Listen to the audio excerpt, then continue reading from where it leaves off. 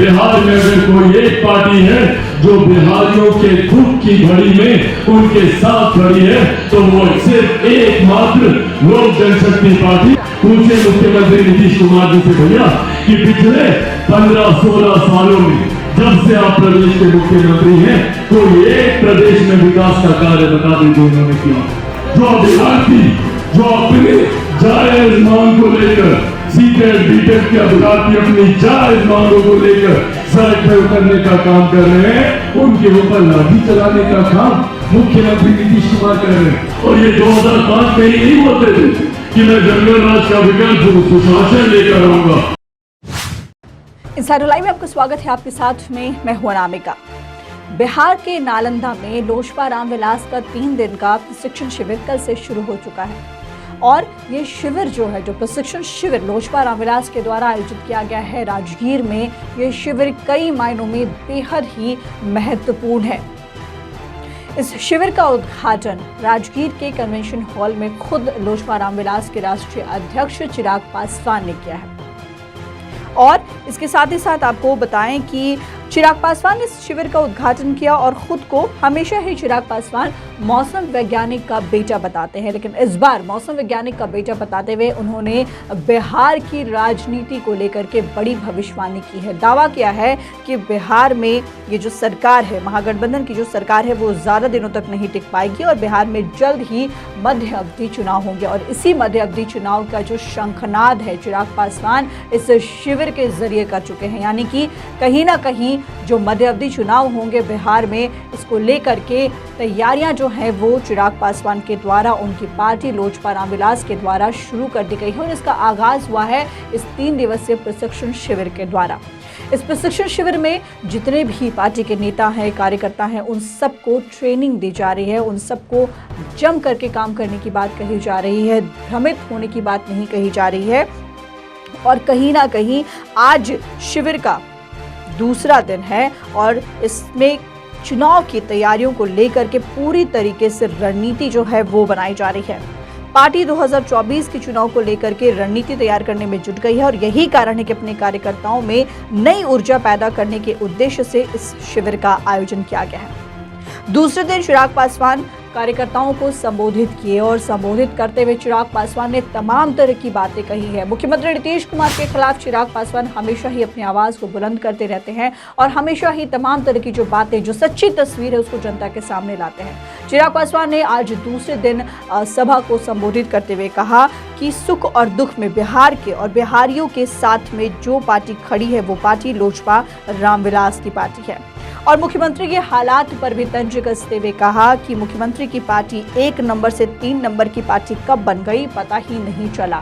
तो मुख्यमंत्री नीतीश कुमार पर हमेशा ही चिराग पासवान कहीं ना कहीं शब्दों के बाण छोड़ते रहते हैं और इस बार भी उन्होंने कहीं से भी नहीं छोड़ा मुख्यमंत्री नीतीश कुमार को। उनकी पार्टी को 1 नंबर की पार्टी से 3 नंबर की पार्टी कब बन गई ये पता उनको भी नहीं चला। ऐसी बातें कही, साथ ही साथ ये भी कहा कि वो एक युवा बिहार बनाने का सपना देख रहे हैं और युवा बिहार बनाने का हम लोगों ने संकल्प लिया है। जात न पात, ये बड़ी बात कही और एक बड़ा 2 लाइन कही जो कि बहुत बड़ी बात रही उनकी। उन्होंने कहा कि हमारी जो पार्टी है वो एक खास स्लोगन पर काम करेगी और वो स्लोगन है जात न पात करे सबकी बात, यानी कि चिराग पासवान की पार्टी लोजपा रामविलास जो है वो किसी जात किसी पात की बात नहीं करेगी बल्कि सबकी बात करेगी। क्या कुछ कह रहे हैं चिराग पासवान, आप खुद सुनिए पहले। जाति के नाम पर अलग अलग लोगों को कक्षाओं में बैठाने का काम करें, जाति के नाम पर शिक्षकों के द्वारा और शिक्षकों के साथ मतभेद किया जाए। जिस प्रदेश के शिक्षक सड़क पर लाठी खा रहे हो, इससे बड़ा दुर्भाग्य और किसी प्रदेश का नहीं हो सकता। हमारे संस्कारों में हमें सिखाया गया है, हम लोगों ने शिक्षकों को भगवान का दर्जा देने का काम किया। हमारे संस्कारों में हमें सिखाया गया है कि सामने भगवान खड़े हो और शिक्षक खड़ा हो तो पहले जाकर शिक्षक के पांव छुए, उनका आशीर्वाद दे। और यहाँ पांव छूना तो दूर, हमारे शिक्षकों पर मुख्यमंत्री नीतीश कुमार जी लाठी चलाने का काम कर रहे। जो अभ्यर्थी जो अपने जायज मांग को लेकर सीटेट बीटेट के अभ्यर्थी अपनी जायज मांगों को लेकर सड़क पर उतरने का काम कर रहे हैं, उनके ऊपर लाठी चलाने का काम मुख्यमंत्री नीतीश कुमार कर रहे हैं। अगर इस तरीके से लाठियां चलती रही तो शिक्षक बचेंगे कहां पढ़ाने के लिए। और चले जाइए किसी भी प्राथमिक विद्यालय में, शिक्षकों के नाम पे सिर्फ फर्जीवाड़ा चल रहा है। एक शिक्षक 5-5 विषयों की पढ़ाई करा रहा है। पहली बात तो कहीं पे भवन ही नहीं है, कहीं पे बैठने की व्यवस्था नहीं। उसके बाद विद्यालय अगर कहीं पे चलता भी है तो वहां पे शिक्षक नदारत रहते हैं। ये है बिहार की शिक्षा नीति। अफसोस होता है मुझे कि हमारे बच्चों को बिहार छोड़कर दूसरे प्रदेश जाना पड़ता है। बिहार का, मुझे टोकेगा अगर मैं गलत बोल रहा हूं, पर शायद ही कोई एक ऐसा सक्षम बिहारी परिवार होगा जो अपने बच्चे बच्ची को बाहर पढ़ने के नहीं भेजता हो। जो पहले थोड़ा सा भी सक्षम बनता है, जो परिवार सबसे पहले अपने बेटा अपने बेटी को पढ़ने के लिए बिहार से बाहर भेजता है। दिल्ली, बेंगलोर, गुरुग्राम, नोएडा, सारी जगह बिहारी जाते हैं पढ़ने के लिए। कोटा में जाते हैं बिहारी पढ़ने के लिए। कोटा की व्यवस्था सुन लीजिए, हम एक दिन गए थे वहां पे। कोटा में पढ़ने वाला बिहारी, पढ़ाने वाला बिहारी, अधिकांश शैक्षिक संस्थानों के मालिक वहां पे बिहारी, पर व्यवस्था राजस्थानी। क्यों ये व्यवस्था हमें बिहार में नहीं मिल सकती? क्यों पटना को हम लोग एजुकेशनल हब नहीं बना सकते? क्यों भागलपुर, मुजफ्फरपुर एजुकेशनल हब नहीं बन सकता? क्यों बिहार के बच्चे बिहार में रहकर पढ़ाई नहीं कर सकते? और न सिर्फ बच्चे बिहार में रहकर पढ़ाई करेंगे, बल्कि उससे जो राजस्व आएगा वो राजस्व बिहार में रहेगा। आज हजारों करोड़ रुपए सालाना हम लोग बर्बाद करते हैं अपने बच्चों की शिक्षा के लिए दूसरे प्रदेशों में। दूसरे प्रदेशों का राजस्व हम बिहारी बढ़ाने का काम करते हैं। और वही जब हमारे प्रदेश की बात आती है तो प्रति व्यक्ति आय में बिहार सबसे पिछले पायदान पे चला जाता है। और ये मैं नहीं कहता भैया, ये तमाम नीति आयोग के आंकड़े हैं। बिहार को हर विकास के मापदंड में सबसे पिछले पायदान पे रखा गया। ये सोच बिहार फर्स्ट, बिहारी फर्स्ट लेकर आता है। बेहतर शिक्षा, बेहतर स्वास्थ्य की बात करते हैं, बिहार के विकास की बिहार फर्स्ट, बिहारी फर्स्ट बात करता है। भैया क्यों बिहार में कारखाने नहीं खुल सकते? हमारे मुख्यमंत्री जी बिहार के भूगोल को दोष देते हैं, कहते हैं कि बिहार में कारखाना इसलिए नहीं खुल सकता क्योंकि बिहार का भूगोल ऐसा है। मुख्यमंत्री जी, बिहार के भूगोल में खोट नहीं है, खोट आपकी नीयत में है कि आप बिहारियों को रोजगार नहीं देना चाहते। क्यों जितने बड़े कारखाने हैं उसको आप चालू नहीं कराते? पेपर में लो, गन्ना में लो, क्यों उसको चालू नहीं कराया जाता? क्यों उस पर यंग ब्रेन्स की टीम नहीं लगाई जाती कि उसके ऊपर अध्ययन करे कि कैसे इस प्रोजेक्ट को हम लोग वायबल बना सकते हैं? क्यों आप उद्यमियों को, क्यों आप निवेशकों को हमारे प्रदेश में आमंत्रित नहीं करते? क्यों उनको नहीं बुलाते कि आइए निवेश कीजिए? दुनिया भर के राज्य हैं, प्रदेश देश भर के राज्य हैं जो अलग अलग निवेशकों को अपने राज्यों में बुलाते हैं। इन्वेस्टर समिट के नाम से आप लोगों ने सुना होगा, हर राज्य अपने अपने राज्यों में इन्वेस्टर समिट करता है। पर हमारे राज्य में मुख्यमंत्री जी ने आखिरी बार कब इन्वेस्टर समिट किया था ये किसी की जानकारी में भी नहीं है। चाहते ही नहीं कि दूसरे निवेशक बिहार आए और आकर निवेश करें। और साथ ही बिहार की परिस्थिति ऐसी बना दी है कि निवेशक जल्दी बिहार आना भी नहीं चाहते। डर लगता है उनको बिहार आने से। क्यों? क्योंकि बिहार के हालात मुख्यमंत्री जी ने ऐसे कर दिए। आज बिहार में सबसे ज्यादा किसी चीज का अभाव है तो वो सुरक्षा का अभाव है। आज हम लोग को नहीं पता कि भैया हम लोग इस हॉल से बाहर निकलेंगे तो कौन हम पे गोली चला देगा, कौन हम पे बम फेंक देगा, या कौन बाइक पे सवार होकर दनादन कर हम लोगों के ऊपर गोलियां बरसा के चला जाएगा। ये है मुख्यमंत्री नीतीश कुमार जी का सुशासन। ऐसे में कोई क्यों आएगा बिहार? क्यों आना चाहेगा बिहार? क्यों आकर यहाँ पर निवेश करेगा? इन तमाम चीजों को, इन तमाम सूत्रों को बदलने के लिए साथियों बिहार फर्स्ट, बिहारी फर्स्ट की जरूरत है। इन तमाम परिस्थितियों को बदलने की, जब तक बिहार में हम लोग राजस्व बढ़ाने का काम नहीं करेंगे, जब तक बिहार में प्रति व्यक्ति आय को बढ़ाने का हम लोग काम नहीं करेंगे। भैया बिहार इतना सौभाग्यशाली प्रदेश है जहां पर अनंत संभावनाएं हैं।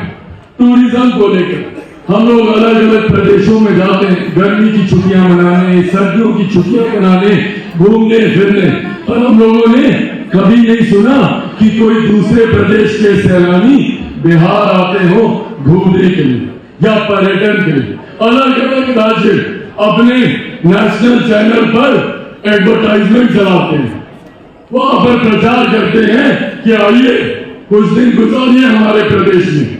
हमारे मुख्यमंत्री नहीं बुलाते क्योंकि इनको पता है कि हमारे प्रदेश में दिखाने के लिए इन्होंने कुछ बनाया ही नहीं, और जो हमारी धरोहरें थी उसका भी विनाश करने का काम मुख्यमंत्री नीतीश कुमार जी ने किया। आज टूरिज्म को देख लीजिए, आज रिलीजियस टूरिज्म को देख लीजिए, जिसका जिक्र हम लोगों ने बिहार फर्स्ट, बिहारी फर्स्ट में हम लोगों ने किया। अनेक यहाँ पे ऐसे स्थल हैं जिसको अगर आप विकसित कीजिए तो वहां से जब सैलानी आएंगे तो राज्य का राजस्व भी बढ़ने का काम होगा। यहाँ पर जब एक तरफ अयोध्या में भव्य राम मंदिर का निर्माण हो सकता है तो मेरी माता सीता की जन्मस्थली सीतामढ़ी में उनका उत्तराखंड मंदिर क्यों नहीं देख सकता? क्यों नहीं माता सीता को उतना ही भव्य मंदिर हम लोग सीतामढ़ी में बनाए? एक 6 लेन का कॉरिडोर बनाया जाए अयोध्या से लेकर सीतामढ़ी तक, और इस बात को सुनिश्चित किया जाए कि हर वो व्यक्ति जो भगवान राम का आशीर्वाद लेने अयोध्या जाए वो माता सीता का दर्शन करने सीतामढ़ी जाए। भगवान महावीर की जन्मस्थली, भगवान महावीर की जन्मस्थली वैशाली, लछवाड़, इसको हम लोग अंतर्राष्ट्रीय स्तर पर विकसित कर सकते हैं। अंतर्राष्ट्रीय देशों में रहने वाले अनंत इनके मानने वाले जैन समाज के लोग हैं जो बिहार आना चाहते हैं, अपने भगवान की जन्मस्थली के दर्शन करना चाहते हैं, पर यहाँ की विधि व्यवस्था ऐसी है कि वो लोग आने से कतराते हैं।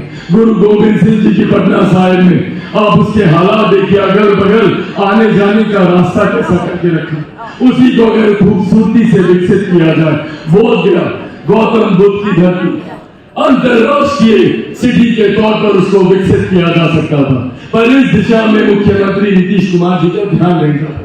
उनका ध्यान जाता है तो कैसे हम लोग को जाति में बांटा जाए, उनका ध्यान जाता है तो कैसे जो शिक्षक छात्र सड़क पर अपने अधिकारों की लड़ाई लड़ रहे हैं उनकी आवाज को कैसे कुचला जाए, उनकी आवाज को कैसे दबाया जाए। साथियों, आज मैं इस मंच के माध्यम से मैं ना सिर्फ ये ऐलान करता हूँ बल्कि आप सबकी मौजूदगी में मैं भी संकल्प लेता हूँ, और मैं चाहूंगा कि आप लोग भी संकल्प लें कि जब तक हम लोग बिहार फर्स्ट को धरातल पर नहीं उतार देंगे तब तक हम लोग चैन की सांस नहीं लेंगे।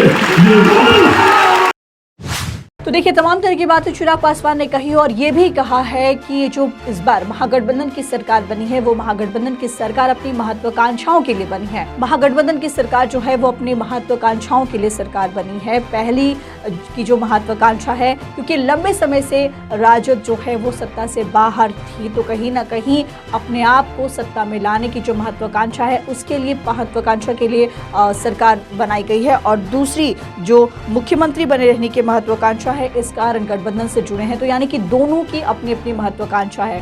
खास करके राजद की बात और मुख्यमंत्री नीतीश कुमार की बात चिराग पासवान ने कही है महत्वाकांक्षाओं की बात करते हुए कि एक चूंकि काफी लंबे समय से सत्ता से बाहर थी तो उसे वापस आना था सत्ता में और इसीलिए गठबंधन का हिस्सा बनी, और दूसरी चूंकि मुख्यमंत्री नीतीश कुमार लगातार 8वीं बार मुख्यमंत्री बने हैं तो उनकी ये जो महत्वाकांक्षा है ये महत्वाकांक्षा पूरी होते रहे, इसीलिए वो गठबंधन में जुड़े हैं। और अगर आपने किया होता मुख्यमंत्री जी तो आज आप तीसरे नंबर की पार्टी नहीं होते। आज आपको दूसरों के सामने जाकर गिड़गिड़ाना नहीं पड़ता कि मुझे मुख्यमंत्री बनाए रखो, मुझे मुख्यमंत्री बना दो। पहले भाजपा के सामने मिलते कि भैया मुझे मुख्यमंत्री बनाए रखो। जैसे ही को इस बात का आभास हुआ कि संभवतः भाजपा कुछ खेला करने वाली है, इनके लोगों को संभवतः तोड़ देगी या अपना मुख्यमंत्री दे देगी, तुरंत अपनी नीति अपने सिद्धांतों से समझौता कर लो और जाकर ऐसे गठबंधन के साथ इन्होंने मुख्यमंत्री बनने का निवेदन प्रस्तुत कर दिया, जिसके खिलाफ इन्होंने हमेशा राजनीति करने का काम किया। भाई जंगल राज किसने सिखाया हम लोग को? जंगल राज भैया कौन बोलता था जंगल राज? कौन 2005 में जंगल राज का विकल्प अपने आप को बताकर प्रदेश का मुख्यमंत्री बना था? यही हमारे मुख्यमंत्री नीतीश कुमार जी थे। और ये 2005 में ही नहीं बोलते थे कि मैं जंगल राज का विकल्प सुशासन लेकर आऊंगा, और सुशासन बाबू का स्वतः अपने आप को इन्होंने तंगा देने का काम किया। ये 2005 में नहीं था, अभी 1.5 साल पहले बिहार विधानसभा के चुनाव क्या भाषण इनके निकाल के देख लीजिए। और मैं प्रेस मीडिया के साथियों से आग्रह करूंगा कि सुना इनके बिहार विधानसभा चुनाव के भाषण को। क्या बोलते थे विधानसभा के चुनाव में? जब इनसे विकास की बात की जाती, पूछा जाता था कि भैया आपने क्या विकास किया, तो क्या कहते थे मुख्यमंत्री? अरे जाओ जाकर पूछो अपने बाप दादा से। यही बोलते थे ना कि जाओ जाकर पूछो अपने बाप दादा से कि 15 साल पहले का बिहार कैसा था। भैया हमको नहीं पता 15 साल पहले का बिहार कैसा था, हमको नहीं जानना। मेरी उम्र के युवा को नहीं फर्क पड़ता कि 15 साल पहले का बिहार कैसा था। पिछले 15 सालों में आपने बिहार को क्या बनाया, ये जवाब दे मुख्यमंत्री नीतीश कुमार को। आज क्यों बिहार आजादी के 75 साल के बाद भी पिछड़ा कहलाता है? जहां एक तरफ देश भर में हम लोग आजादी का अमृत महोत्सव मना रहे हैं, आजादी की 75वीं सालगिरह हम लोग मना रहे हैं, जहां हर प्रदेश अपने अपने प्रदेश की विकास गाथाएं सुना रहा है, तो वहीं हमारा प्रदेश क्या कर रहा है भैया? आज भी अपराध और भ्रष्टाचार की जंजीरों में जकड़ा हुआ है। आज भी हमारे पास सुनाने, गाने, बताने को कुछ नहीं है। आजादी के 75 साल के बाद अगर आज भी हमारा प्रदेश पिछड़ा कहलाता है, तो इसके जिम्मेदार मुख्यमंत्री नीतीश कुमार जी आप नहीं है तो और कौन है? जवाब दे इसका, जवाब दे कि क्यों बनिस्बत बाकी राज्यों के हमारा प्रदेश विकास नहीं कर पाया। जहां बाकी जगहों में विकास की अलग अलग पर गाथाएं लिखी गई, जहां शिक्षा से लेकर रोजगार तक के कई अवसर दूसरे राज्यों ने मुहैया करा, वहीं हमारे प्रदेश में क्या? कल अरुण बाबू चर्चा कर रहे थे शिक्षा नीति को लेकर। क्या है हमारे प्रदेश की शिक्षा नीति? यही कि बंटवारा करो लोगों में, जाति के नाम पर अलग अलग लोगों को कक्षाओं में बैठाने का काम करे, जाति के नाम पर शिक्षकों के द्वारा और शिक्षकों के साथ मतभेद किया जाए। जिस प्रदेश के शिक्षक सड़क पर लाठी खा रहे हो, इससे बड़ा दुर्भाग्य और किसी प्रदेश का नहीं हो सकता। हमारे संस्कारों में हमें सिखाया गया है, हम लोगों ने शिक्षकों को भगवान का दर्जा देने का काम किया। हमारे संस्कारों में हमें सिखाया गया है कि सामने भगवान खड़े हो और शिक्षक खड़ा हो तो पहले जाकर शिक्षक के पांव छुए, उनका आशीर्वाद दे। और यहाँ पांव छूना तो दूर, हमारे शिक्षकों पर मुख्यमंत्री नीतीश कुमार जी लाठी चलाने का काम कर रहे हैं। जो अभ्यर्थी जो अपने जायज मांग को लेकर, सीटेट बीटेट के अभ्यर्थी अपनी जायज मांगों को लेकर सड़क पर उतरने का काम कर रहे हैं, उनके ऊपर लाठी चलाने का काम मुख्यमंत्री नीतीश कुमार कर रहे हैं। तमाम बातें चिराग पासवान ने कही है। चिराग पासवान का ये 3 दिन का शिविर और उसके बाद क्या कुछ बातें सामने आती है, क्या कुछ फैसले निर्णय सामने आते हैं, ये वक्त बताएगा। फिलहाल इस पर में इतना ही। नामिका को दीजिए इजाजत। नमस्कार।